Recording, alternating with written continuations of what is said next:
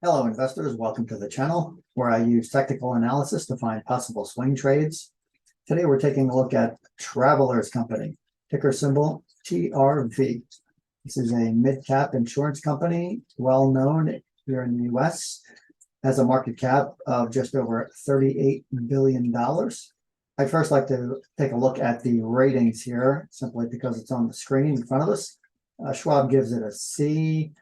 I don't particularly care for the MSCI rating because that's environmental, social, and governmental, and that really has nothing to do with the share price performance. But Morningstar rates it 4 stars. Thomson Reuters gives it a hold. CFRA also gives it 4 stars. Argus rates it buy, and Market Edge rates it avoid. So you may notice that most of these are positive or neutral. There's only one negative here, being Market Edge. And I thought I'd just include that data in case some of you are interested in that sort of material. And here we are on Travelers' annual chart, and you'll see that it is below all the moving averages. If you look back here, they just had an earnings call not too long ago, and it was an earnings miss. This was a pretty significant miss, and they did manage to squeak out 6 cents per share of positive earnings, but that is extremely narrow. And you see this shares traded sideways for a week or so, and then finally started to fall. Now, it does look like there's some support below where the share price is now, so you could wait a few days before purchasing to see if there is a return, or if the economic data being released today affects the market as a whole. That's certainly possible. If we scroll down here to the RSI, you'll see it's on the low side, but it is not in the oversold zone yet. These stochastics are both in the oversold zone, however, and they look like they have started to turn sideways. The volume is slightly above average, although the above average volume seems to have been continuing for several weeks now. This is a little above what you see throughout the rest of the chart here. However, there's been about a week and a half or so of heavy red days. This is just all red. As you see, there's only one green day in there. This is significant selling pressure. And we look over here on the MACD, you'll see that the selling pressure corresponds directly to this fall in the MACD, and it is below zero and still falling. So at the very least, I would suspect that Travelers should be on your radar to purchase soon if you are interested in this kind of thing.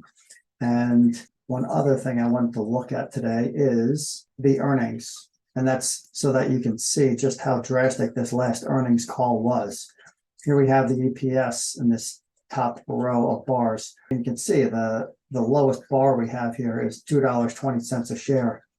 And now compare that to the 6 cents a share that we got on this last earnings call, and you'll come to realize just how drastic that drop in income is. Now, if you look over to the right here, you see this empty bar, which is the projected earnings for the third quarter of this year. And that puts it at $3, which is solidly amidst all these other bars. So if we have a fall in share price when the earnings drop this much, and then we go back to $3 a share or thereabouts where all these other earnings calls have been, and then that should correspond to a increase in the share price. And if you look down here, just to kind of alleviate any sort of questions you may have, you can see that total revenue is actually growing. It's grown every quarter for the last 3 years. And the cash flow it's on the upper end. It has grown the last 2 quarters, but it's not as high as it's ever been. Still, this is a relatively solid performance from this quarter. So you have revenue and cash flow being good, but then they spent that cash on something. And I admit I do not know what they spent such a huge amount of cash on. And one more piece of data I'd like to look at is a screenshot I got from macrotrends.com. And this shows the shares outstanding for Travelers since 2010.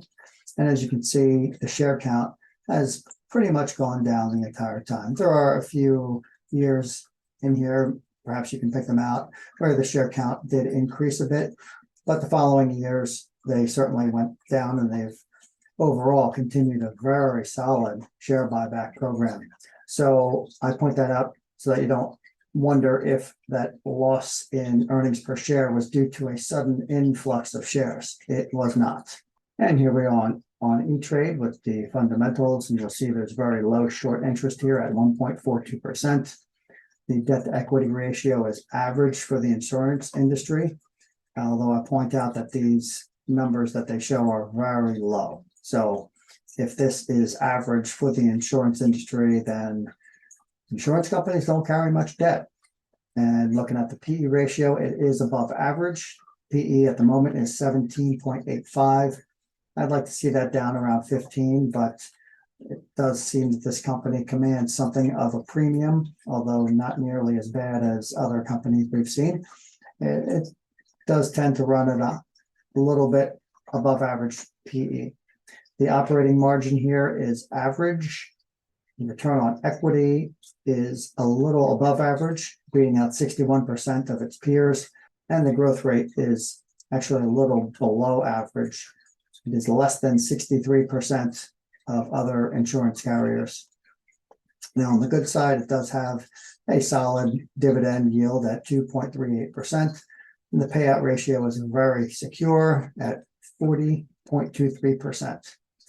So it doesn't seem that the dividend will go away anytime soon. And if you got something out of the video, I'd really appreciate it if you'd hit the like button and subscribe to help out the channel.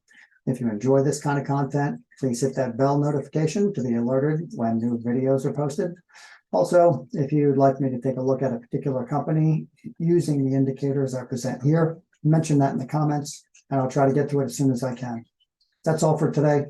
Thanks for watching, and good luck with all your investments.